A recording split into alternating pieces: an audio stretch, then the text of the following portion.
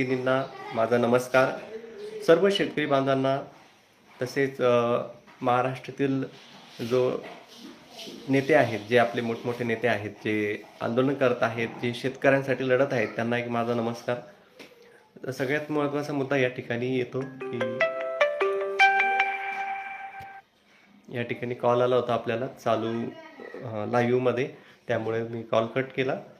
सगळ्यात महत्त्वाची गोष्ट या ठिकाणी की एका मिनिटात कर्जमाफी म्हणजे जर का महाराष्ट्रातल्या मुख्यमंत्री उपमुख्यमंत्री यांनी ठरवलं की कर्जमाफी करायची तर ते एका मिनिटात सुद्धा करू शकतात, पण ते करत नाहीये कारण की सरकारवरती खूप मोठा बोजा पडलेला आहे, कर्जाचा डोंगर उभा आहे. त्याच्यामुळे शेतकऱ्यांची कर्जमाफी ते करू शकत नाही.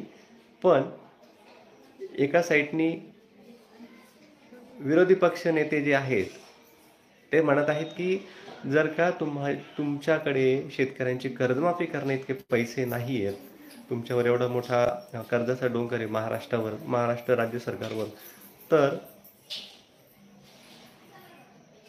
लाडकी बहीण योजना जी आहे त्यांना 46,000 कोटी रुपये तुम्ही जे दिले त्याचं कारण काहीच नव्हतं. फक्त तुम्ही निवडणुकीपुरतं हे केलं आणि त्याच्यानंतर बऱ्याचशा महिलांना त्यांचे नाव आले नाही, काहींचे वगळले गेले, काहींना पैसे मिळाले नाही. त्याच्यावर खूप दिवस त्यावर चर्चा पण झाली. त्याच्यानंतर महाराष्ट्रातील जो शेतकरी बांधव आहे त्याची कर्जमाफी झाली नाही, तो त्रस्त आहे, आत्महत्या करत आहे महाराष्ट्रातला शेतकरी.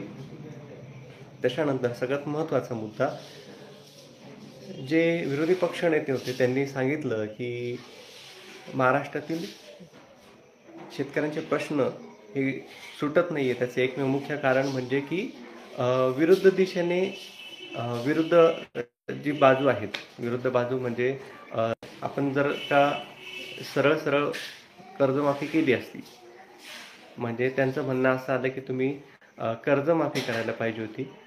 लाडकी बहीण योजनेला दिलेले 46,000 कोटी रुपये त्याच्याऐवजी तुम्ही जर महाराष्ट्रातल्या शेतकरी बांधवांना 50,000 कोटी रुपयांचं जे कर्ज आहे ते जर कधी माफ केलं असतं तर शेतकरी बांधव चांगल्या प्रकारे त्याचं जीवनमान तो चांगल्या प्रकारे जगू शकला असता, त्यांनी त्याचं कुटुंब व्यवस्थितरित्या चालवलं असतं आणि चालवलं त्याला आलं असतं.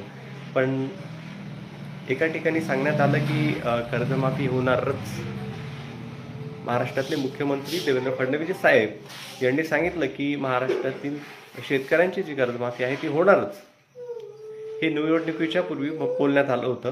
त्याच्यानंतर काही दिवसांनी आपण आता बघतोय बातम्यांमध्ये, टी व्हीवर, त्याच्यानंतर पेपरमध्ये आपण बघत आहोत की कशा प्रकारचं त्याच्यामध्ये ते सांगण्यात आलेले आहे की कर्जमाफी होणार नाही, यावर्षी नाही, पुढच्या वर्षीही नाही, 2 वर्ष कर्जमाफी होणार नाही. मग आपण असं लक्षात धरायचं का, महाराष्ट्रातलं सर्व शेतकरी बांधवांनी असं गृहीत धरायचं का की जी कर्जमाफी आहे ती 3ऱ्या वर्षी होईल, पण 3ऱ्या वर्षी होईपर्यंत माझा शेतकरी त्याचं जीवन तो कसा जगेल, तो 2 ते 3 वर्ष तो कसा काढेल, बोलताना सुद्धा शब्द निघत नाही पटापट.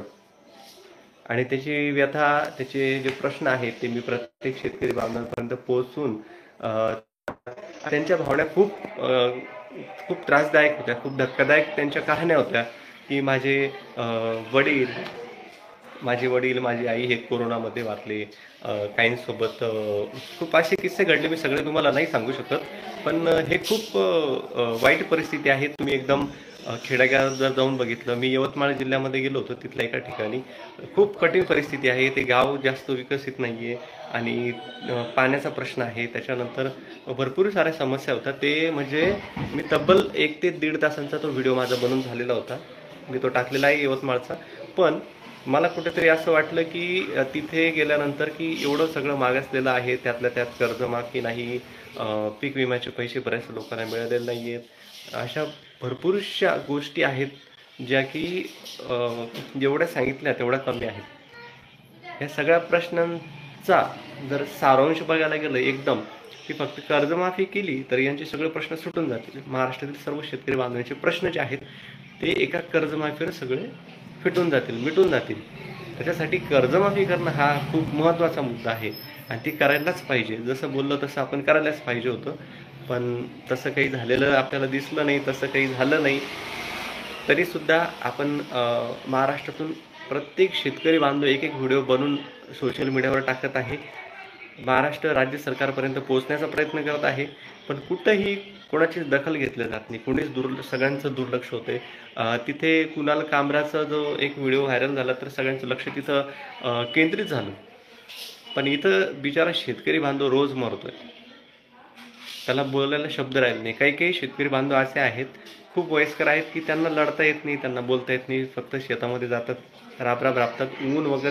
ऊन वारा पाऊस काहीच बघत नाही, शेतीमध्ये खूप राबराब राबतात आणि त्यांचे कष्ट बघून तरी तुम्ही कर्जमाफी करायला पाहिजे. सामान्य माणूस हा किंवा थोडासा यंग जो आहे तो चांगल्या प्रकारे त्याचं कर्ज असो, त्याचं लोन असो, त्याचं जे जीवनमान असो, ते कसं तरी तो भागवतो, करतो. पण जो एकदम वयस्कर आहे, जो एक व्हिडिओ आपण टाकलेला होता गंगापूरचा, तर त्याच्यामध्ये आपण बघितलं असेल सगळ्यांनी की ते कशा प्रकारे त्यांचे हाल कसे झालेले आहेत, कसं त्यांना बँकेत लोक परेशान करत आहेत. सगळ्यांना मिळून त्यांना आपण पैसे देऊ असं मी बोललो पण होतो, पण कोणी जास्त दखल घेतली नाही. शेतकरी शेतकऱ्याची मदत करत नाही, शेतकरी शेतकऱ्याला एकजूट होत नाही, शेतकरी शेतकऱ्यासोबत राहत नाही. तर मग तुमचा असाच फायदा घेतला जातो आणि मग निवडणुकीपुरती तुम्ही हे करतात, मतं वगैरे देतात आणि नंतर मग तुम्ही रडत बसतात की बाबा आम्ही तर हे केलं, सगळं केलं आणि आता आम्हाला कर्जमाफी होत नाही.